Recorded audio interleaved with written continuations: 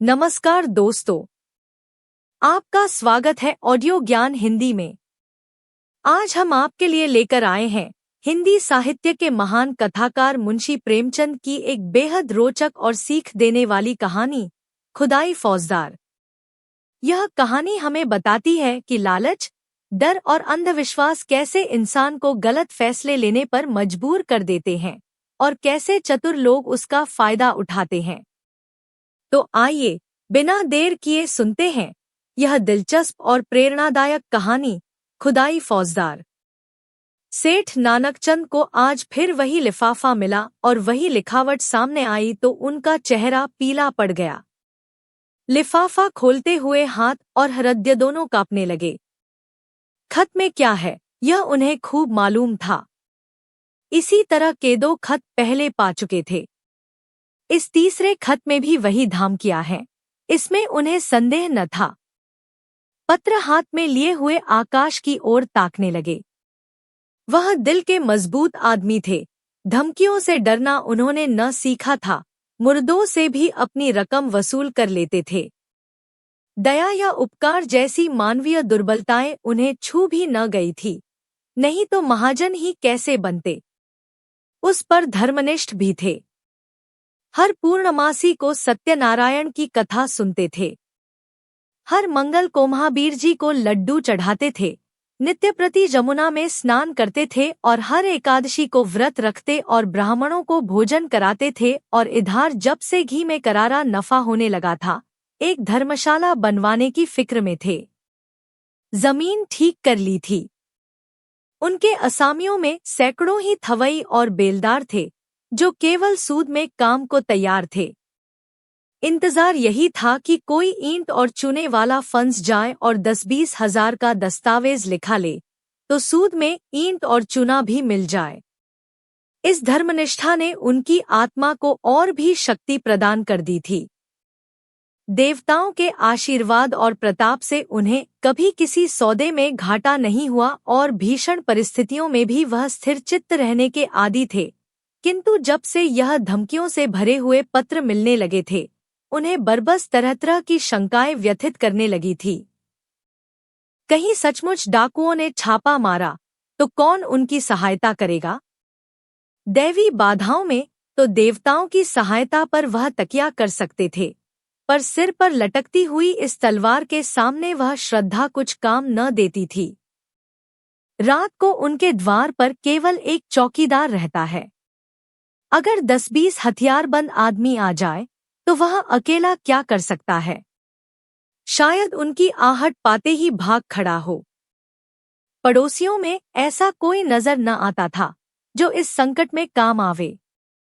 यद्यपि सभी उनके असामी थे या रह चुके थे, लेकिन यह एहसान फरामोशों का संप्रदाय है। जिस पत्तल में खाता है उसी में छेद करता है। जिसके द्वार पर अवसर पड़ने पर नाक रगड़ता है उसी का दुश्मन हो जाता है। इनसे कोई आशा नहीं। हाँ, किवाड़े सुदृढ़ हैं, उन्हें तोड़ना आसान नहीं, फिर अंदर का दरवाजा भी तो है। 100 आदमी लग जाए तो हिलाएन हिले, और किसी ओर से हमले का खटका नहीं। इतनी ऊंची सपाट दीवार पर कोई क्या खा के चढ़ेगा? फिर उनके पास राइफलें भी तो हैं। एक राइफल से वह दर्जनों आदमियों को भून कर रख देंगे। मगर इतने प्रतिबंधों के होते हुए भी उनके मन में एक हुक्सी समाई रहती थी। कौन जाने चौकीदार भी उन्हीं में मिल गया हो, खिदमतगार भी आस्तीन के सांप हो गए हों। इसलिए वह अब बहुधा अंदर ही रहते थे और जब तक मिलने वालों का पता ठिकाना न पूछ ले उनसे मिलते न थे। फिर भी 2-4 घंटे तो चौपाल में बैठने ही पड़ते थे, नहीं तो सारा कारोबार मिट्टी में न मिल जाता। जितनी देर बाहर रहते थे उनके प्राण जैसे सूली पर टंगे रहते थे। उधर उनके मिजाज में बड़ी तब्दीली हो गई थी। इतने विनम्र और मिष्टभाषी वह कभी न थे। गालियां तो क्या, किसी से तूतकार भी न करते। सूद की दर भी कुछ घटा दी थी, लेकिन फिर भी चित्त को शांति न मिलती थी। आखिर कई मिनट तक दिल को मजबूत करने के बाद उन्होंने पत्र खोला और जैसे गोली लग गई। सिर में चक्कर आ गया और सारी चीजें नाचती हुई मालूम हुईं। सांस फूलने लगी, आंखें फैल गईं। लिखा था, तुमने हमारे दोनों पत्रों पर कुछ भी ध्यान न दिया। शायद तुम समझते होगे कि पुलिस तुम्हारी रक्षा करेगी, लेकिन यह तुम्हारा भ्रम है। पुलिस उस वक्त आएगी जब हम अपना काम करके 100 कोस निकल गए होंगे। तुम्हारी अक्ल पर पत्थर पड़ गया है, इसमें हमारा कोई दोष नहीं। हम तुमसे सिर्फ 25,000 रुपए मांगते हैं। इतने रुपए दे देना तुम्हारे लिए कुछ भी मुश्किल नहीं। हमें पता है कि तुम्हारे पास 1 लाख की मोहरें रखी हुई हैं, लेकिन विनाशकाले विपरीत बुद्धि, अब हम तुम्हें और ज्यादा न समझाएंगे। तुमको समझाने की चेष्टा करना ही व्यर्थ है। आज शाम तक अगर रुपए न आ गए तो रात को तुम्हारे ऊपर धावा होगा। अपनी हिफाजत के लिए जिसे बुलाना चाहो बुला लो, जितने आदमी और हथियार जमा करना चाहो जमा कर लो। हम ललकार कर आएंगे और दिनदहाड़े आएंगे। हम चोर नहीं हैं, हम वीर हैं और हमारा विश्वास बाहुबल में है। हम जानते हैं कि लक्ष्मी उसी के गले में जयमाल डालती है जो धनुष तोड़ सकता है, मछली को वेधा सकता है। यदि सेठ ने तुरंत बहीखाते बंद कर दिए और रोकड़ संभालकर तिजोरी में रख दिया और सामने का द्वार भीतर से बंद करके मरे हुए से केसर के पास आकर बोले, आज फिर वही खत आया केसर, अब आज ही आ रहे हैं। केसर दोहरे बदन की स्त्री थी, यौवन बीत जाने पर भी युवती, शौक सिंगार में लिप्त रहने वाली, उस फलहीन वृक्ष की तरह जो पतझड़ में भी हरी भरी पत्तियों से लदा रहता है। संतान की विफल कामना में जीवन का बड़ा भाग बिता चुकने के बाद अब उसे अपनी संचित माया को भोगने की धुन सवार रहती थी। मालूम नहीं कब आंखें बंद हो जाए, फिर यह थाती किसके हाथ लगेगी, कौन जाने। इसलिए उसे सबसे अधिक भय बीमारी का था, जिसे वह मौत का पैगाम समझती थी और नित्य ही कोई न कोई दवा खाती रहती थी। काया के इस वस्त्र को उस समय तक उतारना न चाहती थी जब तक उसमें एक तार भी बाकी रहे। बाल बच्चे होते तो वह मृत्यु का स्वागत करती, लेकिन अब तो उसके जीवन ही के साथ अंत था, फिर क्यों न वह अधिक से अधिक समय तक जिए। हाँ, वह जीवन निरानंद अवश्य था, उस मधुर ग्रास की भांति जिसे हम इसलिए खा जाते हैं कि रखेरखे सड़ जाएगा। उसने घबराकर कहा, मैं तुमसे कब से कह रही हूँ कि 2-4 महीनों के लिए यहाँ से कहीं भाग चलो, लेकिन तुम सुनते ही नहीं। आखिर क्या करने पर तुले हुए हो। सेठजी सशंक तो थे और यह स्वाभाविक था, ऐसी दशा में कौन शांत रह सकता था, लेकिन वह कायर नहीं थे। उन्हें अब भी विश्वास था कि अगर कोई संकट आ पड़े तो वह पीछे कदम न हटाएंगे। जो कुछ कमजोरी आ गई थी वह संकट को सिर पर मंडराते देखकर भाग गई थी। हिरन भी तो भागने की राह न पाकर शिकारी पर चोट कर बैठता है। कभी कभी नहीं, अक्सर संकट पड़ने पर ही आदमी के जौहर खुलते हैं। इतनी देर में सेठजी ने एक तरह से भावी विपत्ति का सामना करने का पक्का इरादा कर लिया था। डर क्यों, जो कुछ होना है वह होकर रहेगा। अपनी रक्षा करना हमारा कर्तव्य है, मरना जीना विधि के हाथ में है। सेठानी जी को दिलासा देते हुए बोले, तुम नाहक इतना डरती हो केसर, आखिर वे सब भी तो आदमी हैं, अपनी जान का मोह उन्हें भी है, नहीं तो यह कुकर्म ही क्यों करते। मैं खिड़की की आड़ से 10-20 आदमियों को गिरा सकता हूँ। पुलिस को इत्तला देने भी जा रहा हूँ। पुलिस का कर्तव्य है कि हमारी रक्षा करे। हम 10,000 सालाना टैक्स देते हैं, किस लिए? मैं अभी दरोगाजी के पास जाता हूँ। जब सरकार हमसे टैक्स लेती है तो हमारी मदद करना उसका धर्म हो जाता है। राजनीति का यह तत्व उसकी समझ में नहीं आया। वह तो किसी तरह उस भय से मुक्त होना चाहती थी जो उसके दिल में सांप की भांति बैठा फुफकार रहा था। पुलिस का उसे जो अनुभव था उससे चित्त को संतोष न होता था। बोली पुलिस वालों को बहुत देख चुकी। वारदात के समय तो उनकी सूरत नहीं दिखाई देती। जब वारदात हो चुकती है तब अलबत्ता शान के साथ आकर रोब जमाने लगते हैं। पुलिस तो सरकार का राज चला रही है, तुम क्या जानो। मैं तो कहती हूँ यूं अगर कल वारदात होने वाली होगी तो पुलिस को खबर देने से आज ही हो जाएगी। लूट के माल में इनका भी साझा होता है। जानता हूँ, देख चुका हूँ और रोज देखता हूँ, लेकिन मैं सरकार को 10,000 का सालाना टैक्स देता हूँ। पुलिस वालों का आदर सत्कार भी करता रहता हूँ। अभी जाड़ों में सुपरिंटेंडेंट साहब आए थे तो मैंने कितनी रसद पहुंचाई थी। एक पूरा कनस्तर घी और एक शक्कर की पूरी बोरी भेज दी थी। यह सब खिलाना पिलाना किस दिन काम आएगा। हाँ, आदमी को 16 आने दूसरों के भरोसे न बैठना चाहिए, इसलिए मैंने सोचा है तुम्हें भी बंदूक चलाना सिखा दूं। हम दोनों बंदूकें छोड़ना शुरू करेंगे तो डाकुओं की क्या मजाल है कि अंदर कदम रख सकें। प्रस्ताव हास्यजनक था। केसर ने मुस्कराकर कहा, हाँ और क्या, अब आज मैं बंदूक चलाना सीखूंगी। तुमको जब देखो हंसी ही सूझती है। इसमें हंसी की क्या बात है। आजकल तो औरतों की फौजें बन रही हैं। सिपाहियों की तरह औरतें भी कवायद करती हैं, बंदूक चलाती हैं, मैदानों में खेलती हैं। औरतों के घर में बैठने का जमाना अब नहीं है। विलायत की औरतें बंदूक चलाती होंगी, यहाँ की औरतें क्या चलाएंगी।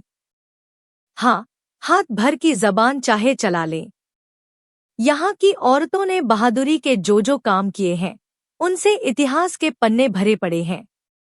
आज दुनिया उन वृत्तांतों को पढ़कर चकित हो जाती है।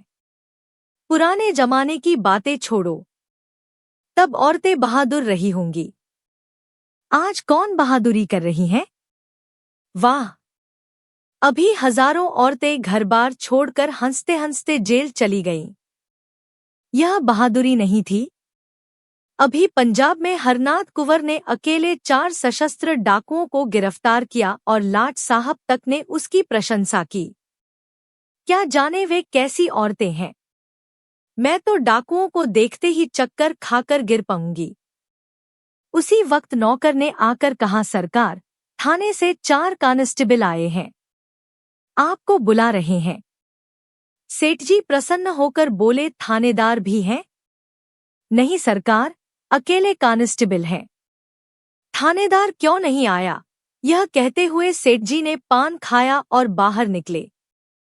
सेठ जी को देखते ही चारों कांस्टेबलों ने झुककर सलाम किया, बिल्कुल अंग्रेजी कायदे से, मानो अपने किसी अफसर को सैल्यूट कर रहे हों। सेठ जी ने उन्हें बेंचों पर बैठाया और बोले, दरोगा जी का मिजाज तो अच्छा है, मैं तो उनके पास आने वाला था। चारों में जो सबसे प्रौढ़ था, जिसकी आस्तीन पर कई बिल्ले लगे हुए थे, बोला, आप क्यों तकलीफ करते हैं?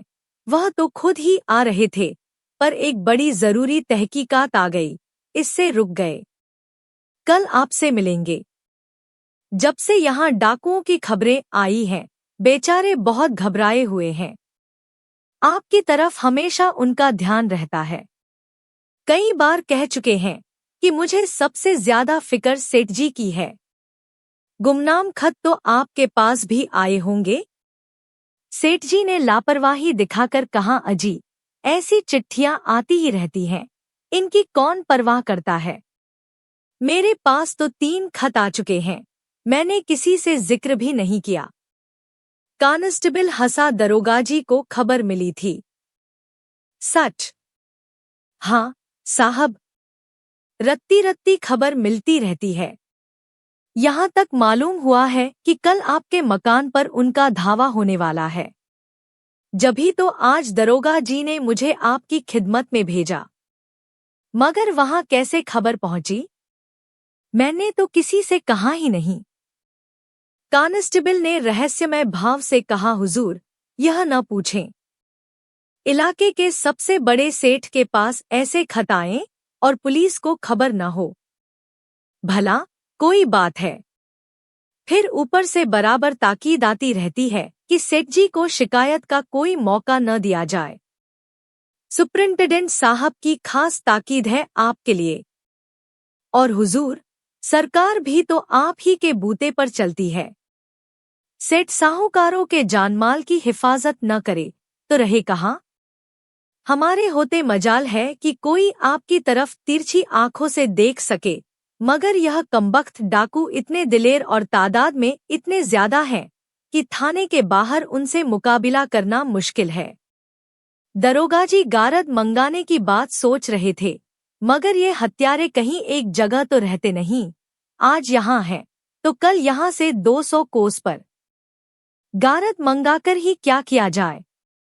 इलाके की रियाया की तो हमें ज्यादा फिक्र नहीं।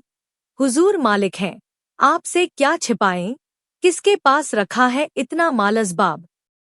और अगर किसी के पास 200-400 की पूंजी निकल ही आई तो उसके लिए पुलिस डाकुओं के पीछे अपनी जान हथेली पर लिए न फिरेगी। उन्हें क्या, वह तो छूटते ही गोली चलाते हैं, और अक्सर छिपकर। हमारे लिए तो 1000 बंदिशें हैं। कोई बात बिगड़ जाए तो उल्टे अपनी ही जान आफत में फंस जाए। हमें तो ऐसे रास्ते चलना है कि सांप मरे और लाठी न टूटे। इसलिए दरोगाजी ने आपसे यह अर्ज करने को कहा है कि आपके पास जोखिम की जो चीजें हों उन्हें लाकर सरकारी खजाने में जमा कर दीजिए। आपको उसकी रसीद दे दी जाएगी। ताला और मुहर आप ही की रहेगी। जब यह हंगामा ठंडा हो जाए तो मंगवा लीजिएगा। इससे आपको भी बेफिक्री हो जाएगी और हम भी जिम्मेदारी से बच जाएंगे। नहीं खुदा न करे कोई वारदात हो जाए तो हुजूर को तो जो नुकसान हो वह तो हो ही, हमारे ऊपर भी जवाबदेही आ जाए। और यह जालिम सिर्फ माल असबाब लेकर ही तो जान नहीं छोड़ते, खून करते हैं, घर में आग लगा देते हैं, यहाँ तक कि औरतों की बेइज्जती भी करते हैं। हुजूर तो जानते हैं, होता है वही जो तकदीर में लिखा है। आप इकबाल वाले आदमी हैं, डाकू आपका कुछ नहीं बिगाड़ सकते। सारा कस्बा आपके लिए जान देने को तैयार है। आपका पूजा पाठ, धर्म कर्म खुदा खुद देख रहा है। यह उसी की बरकत है कि आप मिट्टी भी छू लें तो सोना हो जाए, लेकिन आदमी भरसक अपनी हिफाजत करता है। हुजूर के पास मोटर है ही, जो कुछ रखना हो उस पर रख दीजिए। हम 4 आदमी आपके साथ हैं, कोई खटका नहीं। वहां 1 मिनट में आपको फुर्सत हो जाएगी। पता चला है कि इस गोल में 20 जवान हैं। 2 तो बैरागी बने हुए हैं, 2 पंजाबियों के भेस में धुस्से और अलवान बेचते फिरते हैं। इन दोनों के साथ 2 बहंगी वाले भी हैं। 2 आदमी बलूचियों के भेस में छुरियां और ताले बेचते हैं। कहाँ तक गिनाऊं हुजूर? हमारे थाने में तो हर एक का हुलिया रखा हुआ है। खतरे में आदमी का दिल कमजोर हो जाता है और वह ऐसी बातों पर विश्वास कर लेता है जिन पर शायद होशहवास में न करता। जब किसी दवा से रोगी को लाभ नहीं होता तो हम दुआ, ताबीज, ओझों और सयानों की शरण लेते हैं, और वहां तो संदेह करने का कोई कारण ही न था। संभव है दरोगाजी का कुछ स्वार्थ हो, मगर सेठ जी इसके लिए तैयार थे। अगर 200-400 बल खाने पड़े तो कोई बड़ी बात नहीं। ऐसे अवसर तो जीवन में आते ही रहते हैं, और इस परिस्थिति में इससे अच्छा दूसरा क्या इंतजाम हो सकता था, बल्कि इसे तो ईश्वरीय प्रेरणा समझना चाहिए। माना उनके पास 2-2 बंदूकें हैं, कुछ लोग मदद करने के लिए निकल ही आएंगे, लेकिन है जान जोखिम। उन्होंने निश्चय किया दरोगाजी की इस कृपा से लाभ उठाना चाहिए। इन्हीं आदमियों को कुछ दे दिलाकर सारी चीजें निकलवा लेंगे। दूसरों का क्या भरोसा, कहीं कोई चीज उड़ा दे तो बस। उन्होंने इस भाव से कहा मानो दरोगाजी ने उन पर कोई विशेष कृपा नहीं की है, वह तो उनका कर्तव्य ही था। मैंने यहाँ ऐसा प्रबंध किया था कि यहाँ वह सब आते तो उनके दौत खट्टे कर दिए जाते। सारा कस्बा मदद के लिए तैयार था। सभी से तो अपना मित्र भाव है, लेकिन दरोगाजी की तजवीज़ मुझे पसंद है। इससे वह भी अपनी जिम्मेदारी से बरी हो जाते हैं और मेरे सिर से भी फिक्र का बोझ उतर जाता है। लेकिन भीतर से चीजें बाहर निकाल कर लाना मेरे बूते की बात नहीं। आप लोगों की दुआ से नौकर चाकरों की तो कमी नहीं है, मगर किसकी नीयत कैसी है कौन जान सकता है। आप लोग कुछ मदद करें तो काम आसान हो जाए। हेड कांस्टेबल ने बड़ी खुशी से यह सेवा स्वीकार कर ली और बोला, हम सब हुजूर के ताबेदार हैं, इसमें मदद की कौन सी बात है। तलब सरकार से पाते हैं, यह ठीक है, मगर देने वाले तो आप ही हैं। आप केवल सामान हमें दिखाए जाए, हम बात की बात में सारी चीजें निकाल लाएंगे। हुजूर की खिदमत करेंगे तो कुछ इनाम इकराम मिलेगा ही। तनख्वाह में गुजर नहीं होता सेठ जी। आप लोगों की रहम की निगाह न हो तो एक दिन भी निभा न हो। बाल बच्चे भूखों मर जाए, 15-20 रुपए में क्या होता है हुजूर, इतना तो हमारे लिए ही पूरा नहीं पड़ता। सेठ जी ने अंदर जाकर केसर से यह समाचार कहा तो उसे जैसे आंखें मिल गईं। बोली, भगवान ने सहायता की, नहीं मेरे प्राण संकट में पड़े हुए थे। सेठ जी ने सर्वज्ञता के भाव से फरमाया, इसी को कहते हैं सरकार का इंतजाम। इसी मुस्तैदी के बल पर सरकार का राज थमा हुआ है। कैसी सुव्यवस्था है कि जरा सी कोई बात हो वहां तक खबर पहुंच जाती है और तुरंत उसकी रोकथाम का हुक्म हो जाता है। और यहाँ वाले ऐसे बुद्धू हैं कि स्वराज्य स्वराज्य चिल्ला रहे हैं। इनके हाथ में अख्तियार आ जाए तो दिन दोपहर लूट मच जाए, कोई किसी की न सुने। ऊपर से ताकीद आई है, हाकिमों का आदर सत्कार कभी निष्फल नहीं जाता। मैं तो सोचता हूँ कोई बहुमूल्य वस्तु घर में न छोऊं। साले आए तो अपना सा मुंह लेकर रह जाए। केसर ने मन ही मन प्रसन्न होकर कहा, कुंजी उनके सामने फेंक देना कि जो चीज चाहो निकाल ले जाओ। साले झेंप जाएंगे, मुंह में कालिख लग जाएगी। घमंड तो देखो कि तिथि तक बता दी।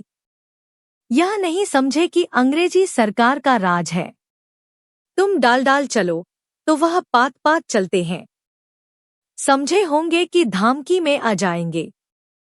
3 कांस्टेबलों ने आकर संदूकचे और सेफ निकालने शुरू किए। एक बाहर सामान को मोटर पर लाद रहा था और एक हर एक चीज को नोटबुक पर टोकता जाता था। आभूषण, मुहरें, नोट, रुपए, कीमती कपड़े, साड़ियाँ, लहंगे, शाल दुशाले सब कार में रख दिए। मामूली बर्तन, लोहेलकड़ी के सामान, फर्श आदि के सिवा घर में और कुछ न बचा। और डाकुओं के लिए ये चीजें कौड़ी की भी नहीं। केसर का सिंगारदान खुद सेठ जी लाए और हेड के हाथ में देकर बोले, इसे बड़ी हिफाजत से रखना भाई। हेड ने सिंगारदान लेकर कहा, मेरे लिए एक एक दिन का इतना ही कीमती है। सेठ जी के मन में एक संदेह उठा। पूछा, खजाने की कुंजी तो मेरे ही पास रहेगी? और क्या, यह तो मैं पहले ही अर्ज कर चुका, मगर यह सवाल आपके दिल से क्यों पैदा हुआ? यूं ही पूछा था। सेठ जी लज्जित हो गए। नहीं, अगर आपके दिल में कुछ शुबहा हो तो हम लोग यहाँ भी आपकी खिदमत के लिए हाजिर हैं। हाँ, हम जिम्मेदार न होंगे। अजी नहीं हेड साहब, मैंने यूं ही पूछ लिया था। यह फेहरिस्त तो मुझे दे दोगे ना? फेहरिस्त आपको थाने में दरोगाजी के दस्तखत से मिलेगी। इसका क्या एतबार? कार पर सारा सामान रख दिया गया। कस्बे के सैकड़ों आदमी तमाशा देख रहे थे। कार बड़ी थी पर ठसाठस भरी हुई थी। बड़ी मुश्किल से सेठ जी के लिए जगह निकली। चारों कांस्टेबल आगे की सीट पर सिमटकर बैठे। कार चली। केसर द्वार पर इस तरह खड़ी थी मानो उसकी बेटी विदा हो रही हो। बेटी ससुराल जा रही है, जहां वह मालकिन बनेगी, लेकिन उसका घर सूना किए जा रही है। थाना यहां से 5 मील पर था। कस्बे से बाहर निकलते ही पहाड़ों का पथरीला सन्नाटा था, जिसके दामन में हरा भरा मैदान था और इसी मैदान के बीच में लाल मोरम की सड़क चक्कर खाती हुई लाल सांप जैसी निकल गई थी। हेड ने सेठ जी से पूछा, यह कहाँ तक सही है सेठ जी, कि आज से 25 साल पहले आपके बाप केवल लोटाडोर लेकर यहाँ खाली हाथ आए थे। सेठ जी ने गर्व करते हुए कहा, बिल्कुल सही है। मेरे पास कुल 3 रुपए थे। उसी से आटे दाल की दुकान खोली थी। तकदीर का खेल है, भगवान की दया चाहिए, आदमी के बनते बिगड़ते देर नहीं लगती। लेकिन मैंने कभी पैसे को दोतों से नहीं पकड़ा। यथाशक्ति धर्म का पालन करता गया। धान की शोभा धर्म ही से है, नहीं तो धान से कोई फायदा नहीं। आप बिल्कुल ठीक कहते हैं सेठ जी। आपको मूर्त बनाकर पूजना चाहिए। 3 रुपए से लाख कमा लेना मामूली काम नहीं है। आधी रात तक सिर उठाने की फुर्सत नहीं मिलती। खां साहब, आपको तो यह सब कारोबार जंजाल सा लगता होगा। जंजाल तो है ही, मगर भगवान की ऐसी माया है कि आदमी सब कुछ समझकर भी इसमें फंस जाता है और सारी उम्र फंसा रहता है। मौत आ जाती है, तभी छुट्टी मिलती है। बस यही अभिलाषा है कि कुछ यादगार छोड़ जाऊं। आपके कोई औलाद हुई ही नहीं। भाग्य में न थी खां साहब, और क्या कहूँ। जिनके घर में भूनी भांग नहीं है, उनके यहाँ घास फूस की तरह बच्चे ही बच्चे देख लो। जिन्हें भगवान ने खाने को दिया है, वे संतान का मुंह देखने को तरसते हैं। आप बिल्कुल ठीक कहते हैं सेठ जी। जिंदगी का मजा संतान से है। जिसके आगे अंधेरा है, उसके लिए धान दौलत किस काम की। ईश्वर की यही इच्छा है तो आदमी क्या करे। मेरा बस चलता तो मायाजाल से निकल भागता खां साहब, एक क्षण भी यहाँ न रहता, कहीं तीर्थ स्थान में बैठकर भगवान का भजन करता। मगर करूँ क्या, मायाजाल तोड़े नहीं टूटता। एक बार दिल मजबूत करके तोड़ क्यों नहीं देते। सब उठाकर गरीबों को बांट दीजिए। साधु संतों को नहीं, न मोटे ब्राह्मणों को, बल्कि उनको जिनके लिए यह जिंदगी बोझ हो रही है, जिसकी यही एक आरजू है कि मौत आकर उनकी विपत्ति का अंत कर दे। इस मायाजाल को तोड़ना आदमी का काम नहीं है खां साहब। भगवान की इच्छा होती है, तभी मन में वैराग्य आता है। आज भगवान ने आपके ऊपर दया की है। हम इस मायाजाल को मकड़ी के जाले की तरह तोड़कर आपको आजाद करने के लिए भेजे गए हैं। भगवान आपकी भक्ति से प्रसन्न हो गए हैं और आपको इस बंधन में नहीं रखना चाहते, जीवन मुक्त कर देना चाहते हैं। ऐसी भगवान की दया हो जाती तो क्या पूछना खां साहब। भगवान की ऐसी ही दया है सेठ जी, विश्वास मानिए। हमें इसीलिए उन्होंने मृत्युलोक में तैनात किया है। हम कितने ही मायाजाल के कैदियों की बेड़ियां काट चुके हैं। आज आपकी बारी है। सेठ जी की नाड़ियों में जैसे रक्त का प्रवाह बंद हो गया। सहमी हुई आंखों से सिपाहियों को देखा, फिर बोले, आप बड़े हंसोड़ हो खां साहब। हमारे जीवन का सिद्धांत है कि किसी को कष्ट मत दो, लेकिन ये रुपए वाले कुछ ऐसी औंधी खोपड़ी के लोग हैं कि जो उनका उद्धार करने आता है, उसी के दुश्मन हो जाते हैं। हम आपकी बेड़ियां काटने आए हैं। लेकिन अगर आपसे कहें कि यह सब जमाज था और लतापता छोड़कर घर की राह लीजिए, तो आप चीखना चिल्लाना शुरू कर देंगे। हम लोग वही खुदाई फौजदार हैं, जिनके इत्तलाई खत आपके पास पहुंच चुके हैं। सेठ जी मानो आकाश से पाताल में गिर पड़े। सारी ज्ञानेंद्रियों ने जवाब दे दिया और इसी मूर्छा की दशा में वह मोटरकार से नीचे ढकेल दिए गए और गाड़ी चल पड़ी। सेठ जी की चेष्टा जाग पड़ी। बदहवास गाड़ी के पीछे दौड़े, हुजूर, सरकार तबाह हो जाएगे, दया कीजिए, घर में एक कौड़ी भी नहीं है। हेड साहब ने खिड़की से बाहर हाथ निकाला और 3 रुपए जमीन पर फेंक दिए। मोटर की चाल तेज हो गई। सेठ जी सिर पकड़कर बैठ गए और विक्षिप्त नेत्रों से मोटरकार को देखा, जैसे कोई शव स्वर्गारोही प्राण को देखे। उनके जीवन का स्वप्न उड़ा चला जा रहा था। तो दोस्तों, यह थी मुंशी प्रेमचंद की कहानी, खुदाई फौजदार। इस कहानी से हमें यह सीख मिलती है कि डर और लालच में आकर कभी भी जल्दबाजी में निर्णय नहीं लेना चाहिए, वरना हम आसानी से धोखे का शिकार बन सकते हैं। अगर आपको यह कहानी पसंद आई हो तो वीडियो को लाइक करें, अपने दोस्तों के साथ शेयर करें और ऐसे ही बेहतरीन हिंदी कहानियों के लिए हमारे चैनल ऑडियो ज्ञान हिंदी को सब्सक्राइब करना न भूलें। धन्यवाद। फिर मिलेंगे एक नई कहानी के साथ।